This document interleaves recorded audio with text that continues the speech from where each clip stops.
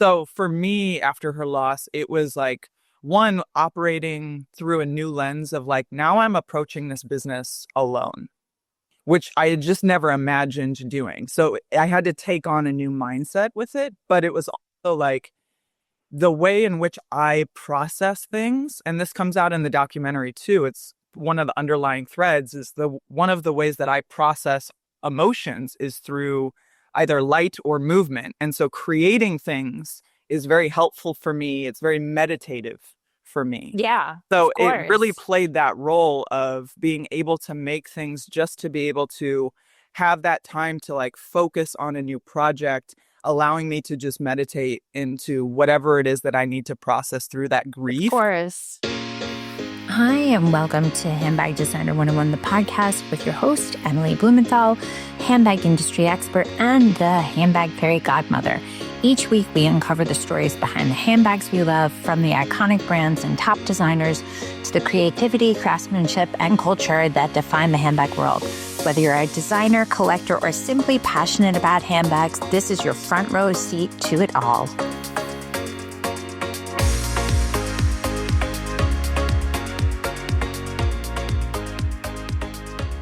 Welcome, Shelly Look, to Handbag Designer 101, the podcast. Shelly, we have realized we've gone way back than we thought to vintage times, because it wasn't until you told me your actual handbag brand name that I realized that we have been in communication probably since 2012 at the earliest. And the dots connected, yes. Yeah, and we look Love that. exactly the same, so it's perfect. Totally. But I am so honored to have you to talk about your documentary that you've shared so much about with me, Dawn Dusk, which follows the evolution of you as a designer while you were grieving the loss of your sister. And I can only imagine, because so many people, when they become handbag designers, it's usually not on purpose.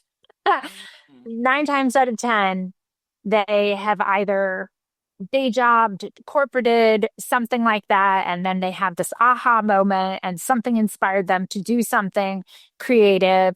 Something was missing on the market, something triggered it. And they started said handbag brand with absolute blinders, where somebody who is typically very strategic and well thought out dives right into something they know nothing about and throw themselves into a business. And it's totally off brand. If someone were to say, "Why are you doing this?" You probably couldn't have even answered. Is Sure. this Yeah. right? I yeah. Well, in my journey, yes, my journey started out even in my high school years. And so the progression and the nuance of life that took on in those phases, yeah, it's quite the leap to actually go full time to building your own brand in that way. Yeah. Were you a sewer? Were you one So of I those actually crafty started, people? I learned, okay, so it all kind of ties together. When I was in high school, my older sister, Megan, she had come home one day from her home ec class and she had had this like messenger bag, just like a basic like cotton messenger bag. And it clicked in my mind of like, that's really awesome that you made your own bag. And I was like, will you teach me how to sew? Because my mom had a sewing machine, we'd sew little activities here and there. And, in a snarky way of a loving older sister was like, figure it out yourself. Like, um, Uh-huh. All a- tracks. and at the time, even in high school, I just couldn't find what it is that I wanted. I was saying something very simple, but I just couldn't find that piece. And so I convinced my mom to take me to the fabric store. I found an awful denim and cotton. I thought it was very cool at the time. And I figured it out. I didn't have a pattern. I just had to take whatever was in my head and come up with a way to construct this thing.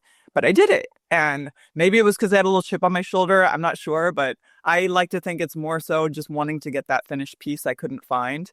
And really just made it for myself and kind of started to go and wear it around school. And people began to ask, like, oh, where'd you get that? And as conversations continued, I found it to not only be a place of creating items for people, but for somebody who is socially awkward and, not very popular, it gave me a point of connection with people because it wasn't just my friend group. It started to expand to even teachers, the principal, some of the cool girls, it started to create avenues of connecting with people that I wouldn't have had any other way. And so it was not only making beautiful things because I'm a naturally creative person. I love to process life through my hands. But it was also this avenue of like, okay, now I can actually talk to different people in different ways. And I have a point of sharing something of myself with them. And so I got very passionate about it. I was like, I need to go to school for this. I want to make this into a whole brand.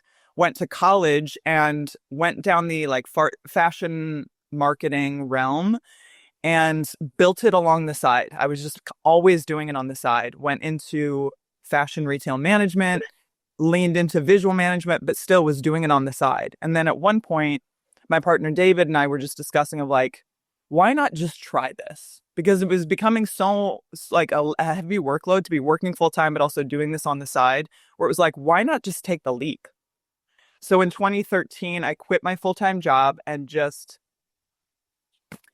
went for it. And all of the blissful ignorance that I had as an artist went for it.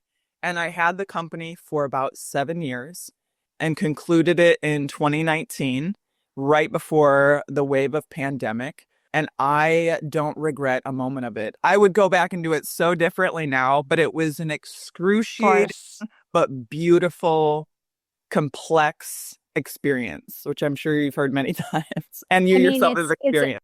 It's a 24 set. Like there's a huge disparity of doing something on the side versus being all in, and you don't realize it until you are all in, and then you realize, oh my God, all in constitutes all in.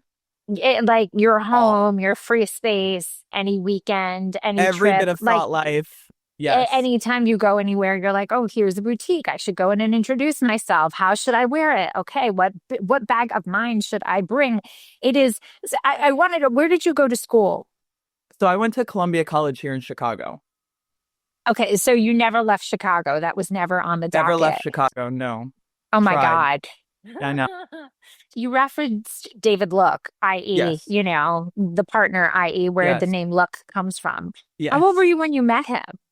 Sounds like you were young. I was 19 years old when I met him. I was very young. Yes. Oh. And we got married right after I graduated college. I was 22 years old. Oh my God. Yes. That's a throwback.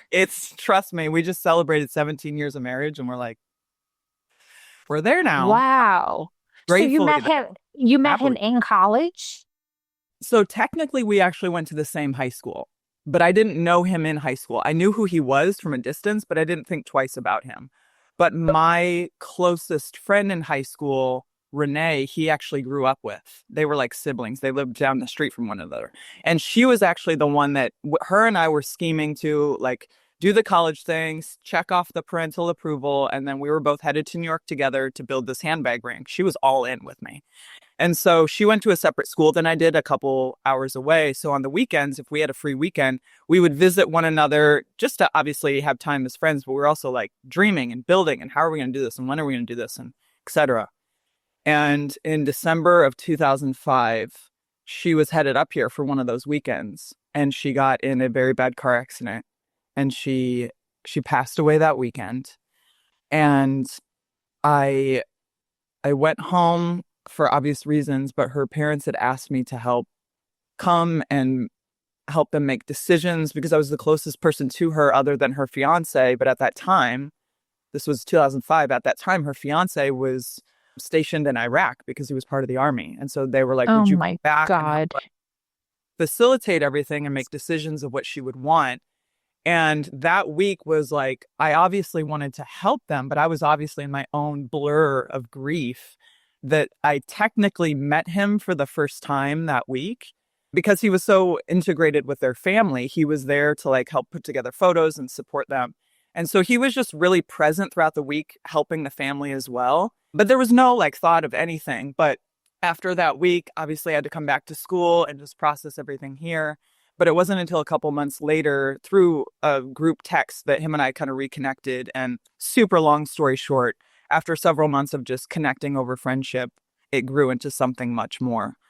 Did he know about, oh God, I am such an interrupter. That's always the comment people give, and I'm so sorry. Well, I get excited, and it's one of those, and I hate putting a label on it, but one of these ADD things where I'm like, I've got to ask the question before it goes away.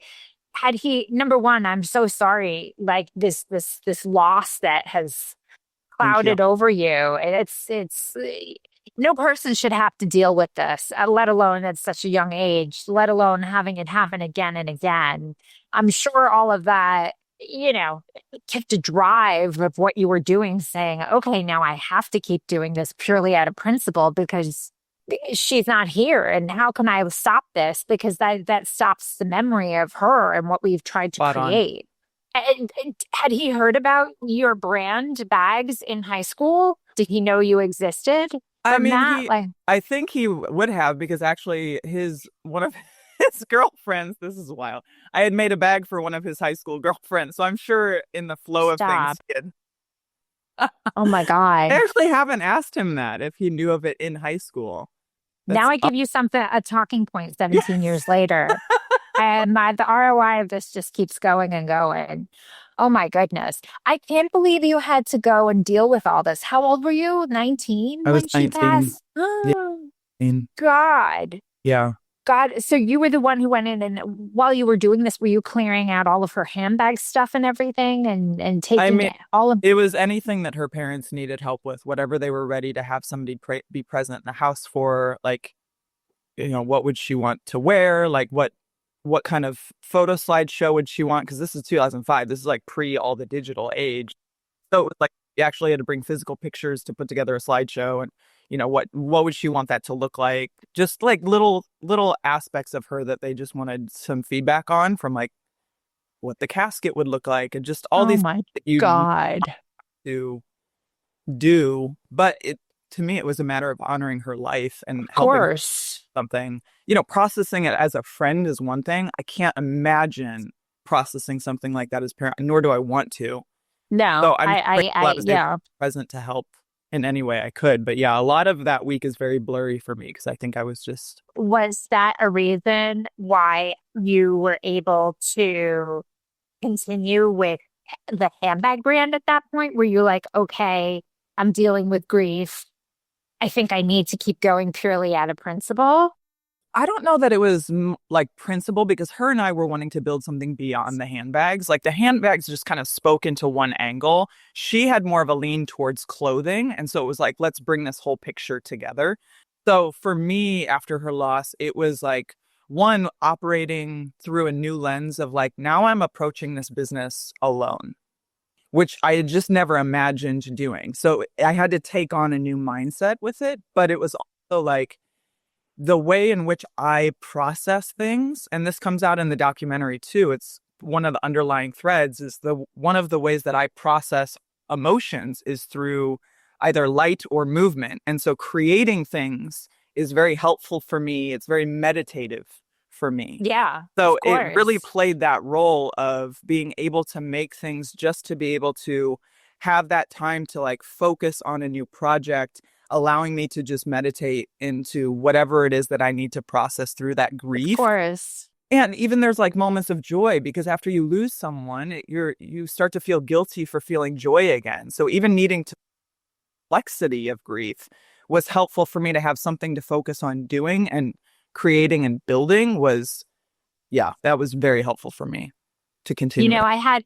I had a similar conversation with Elise Aarons, who was the co-founder of Kate Spade, and they started Francis Valentine together. And I asked her, like, how were you able to go back to the office the next day? Because their desks were facing each other.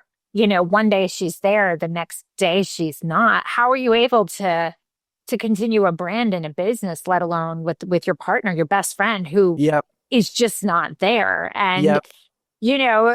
I grief is an interesting beast because it never leaves you. But then in the same token, it fuels you in a way to say, I can't not do this because, and it sounds cliche, but this is what she would have wanted Sure. Sure. in its Yeah. own way. Yeah. And so now you're doing handbags. And like, how are you able, like in this space alone, figuring out pricing and figuring out materials? And it sounds like you were making them yourself, so they were stupid expensive because you didn't know any better. How were you able to work through that amongst everything else? Oh Because man. if David Look had told you, because that's who he is, David Look, had said, like, let's go all in, he must have seen you getting a lot of traction and momentum to realize that it was worth the jump. If you ever wanted to start a handbag line and didn't know where to start, this is for you. Living proof that independent designers can make it big. Emily Blumenthal is one prime example. If you had dreams of becoming a handbag designer and didn't know where to start, this is for you. If you have a handbag brand and are in need of strategy and direction, this is for you. I'm Emily Blumenthal, handbag fairy godmother and handbag designer expert, and this is Handbag Designer 101, the masterclass. Over the next 10 classes, I will break down everything you need to know how to make, market, and manufacture a handbag. Broken down for you that you'll not only skip steps in that handbag building process, but also save money in that learning curve. For the past 20 years, I've been teaching at the top fashion universities in New York City, created the Handbag Awards, and also the Handbag Designer 101 podcast. I'm going to show you like I have countless brands, from sketch to sample to shelf, whether you're just starting out and don't know where to begin, or even if you have a handbag line and just need some strategic direction, the Handbag Designer 101 Masterclass is just for you. So let's get started, and you will be the creator of the next it bag. Join me, Emily Blumenthal, with the Handbag Designer 101 Masterclass.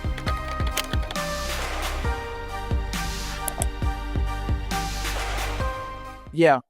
I mean, honestly, the back end, and he was also super helpful in the back end business minded of it, because it's one of the challenges I think for people who are creative is, do you have more right brain or left brain, or is there a balance, or no do you brain? have a team?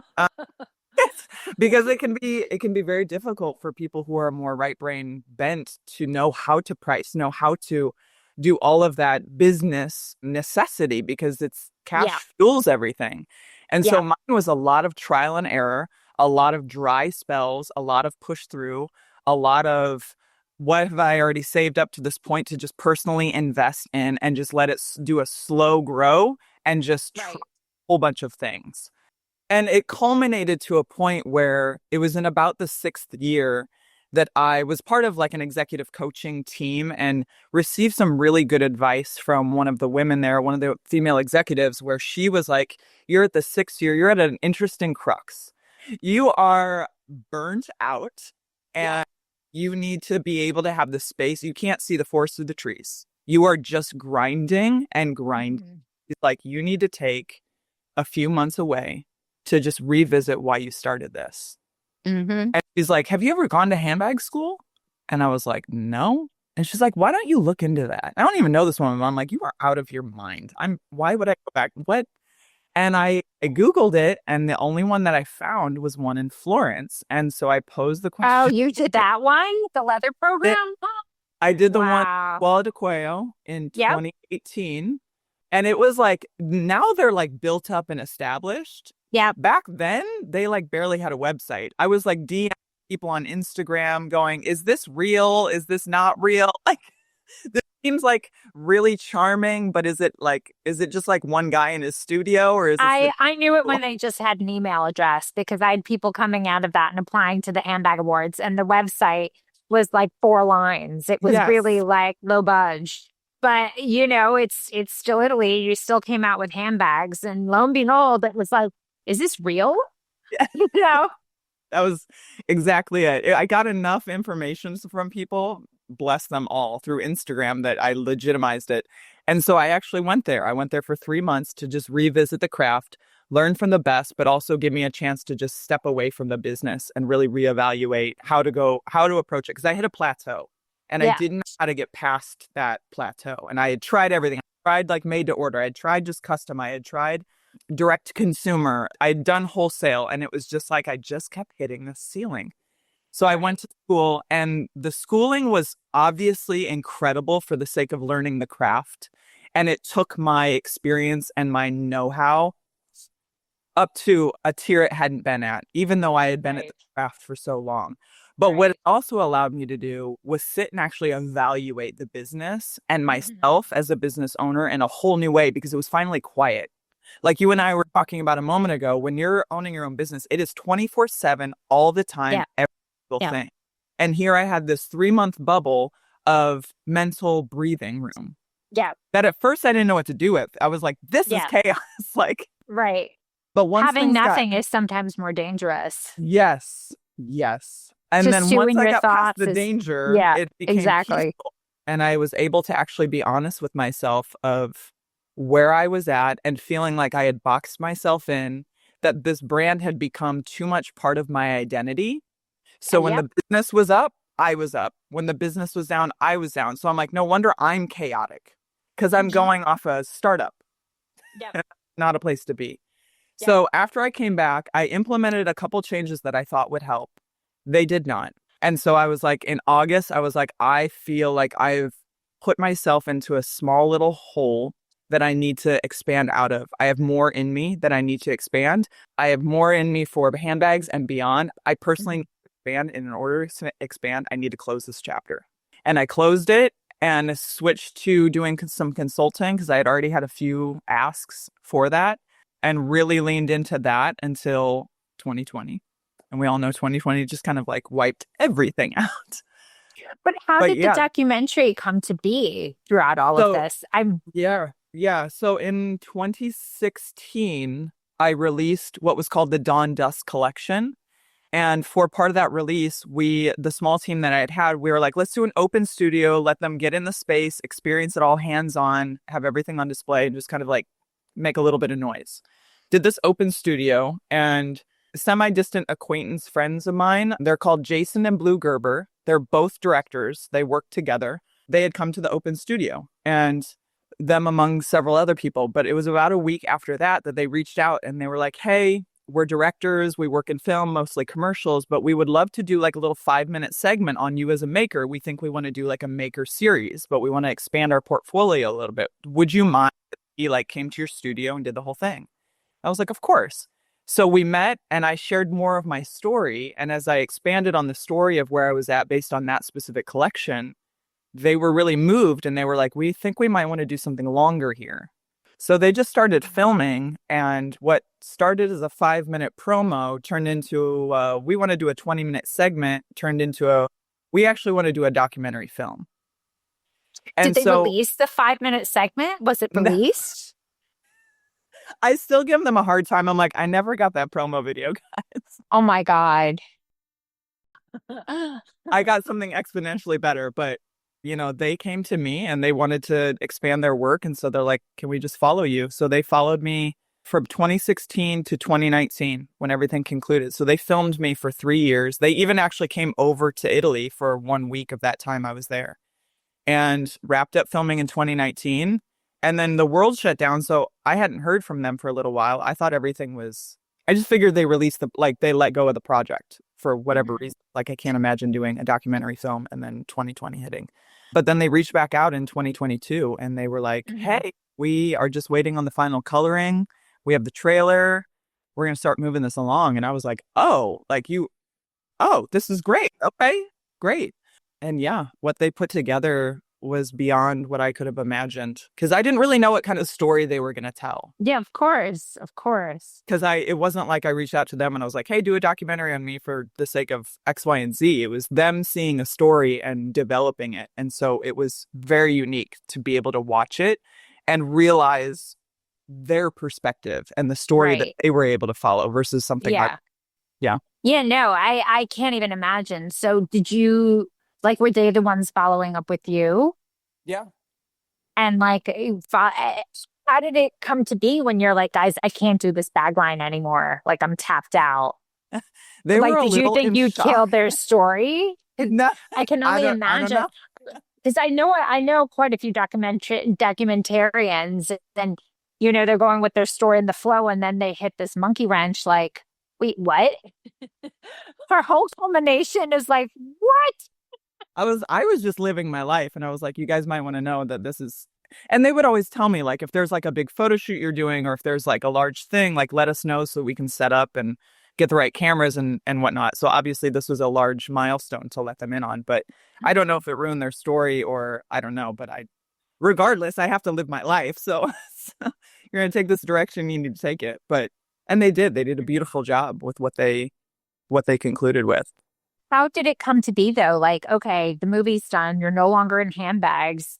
How are you able to process the ROI of being part of this? Because in its own way, that could be an opportunity, a really great opportunity to go back to handbags, and because the old you would have been like, oh my God, I'm going to run with this. This is perfect. This is just the marketing I always needed and wanted to take my brand to that level. How are you able to process it? I mean, I know you have a little boy, obviously. Thank goodness our needs and wants and values have to evolve and grow and change. But when you contextualize how much time and effort you put into that, I'm sure like watching that back, it's going to be like, to close that kind of chapter is hard. And that in itself, it is, I don't want to compare it to death because it's not a death, but that chapter closing of how you identify yourself is very, very, very difficult. Like that's like multiple therapy sessions in itself. Yep. Like, how were you able, especially, have you seen the full documentary? Have you seen it? I have.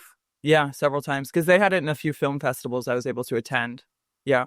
Oh my God, I have to totally see this when it comes to New York. I can't wait.